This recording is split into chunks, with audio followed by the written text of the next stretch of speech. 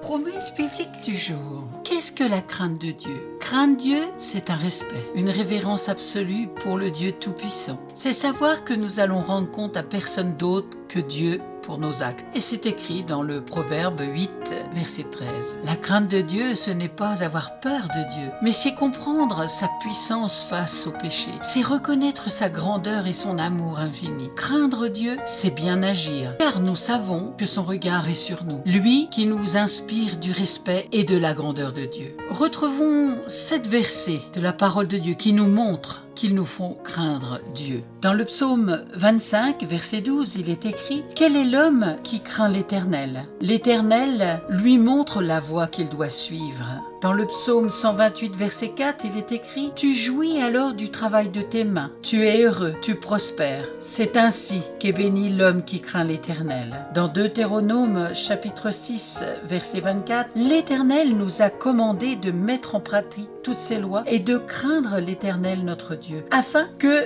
nous puissions toujours être heureux et qu'il nous conserve la vie comme il le fait aujourd'hui. Proverbe 15, verset 16, « Mieux vaut peu avec la crainte de l'Éternel qu'un grand trésor avec le trouble. » Proverbe 14, verset 27, « La crainte de l'Éternel est une source de vie pour détourner des pièges de la mort. » Psaume 112, verset 1, « Heureux l'homme qui craint l'Éternel, qui trouve un grand plaisir à ses commandements. » Proverbe chapitre 2, verset 5, « Alors tu comprendras la crainte de l'Éternel et tu trouveras la connaissance de Dieu. » Et dans le Proverbe chapitre 8, verset 13 pour terminer, craindre l'Éternel, c'est détester le mal, l'arrogance, l'orgueil, la voix du mal et la bouche pervers. Voilà ce que je déteste. Merci pour votre attention. À vous de méditer ces versets de la parole de Dieu afin qu'ils produisent du fruit dans votre vie, dans votre cœur. Soyez abondamment bénis. Si vous ne possédez pas de Bible, contactez-moi. Ce sera avec un très grand plaisir que je vous en enverrai une. À très bientôt.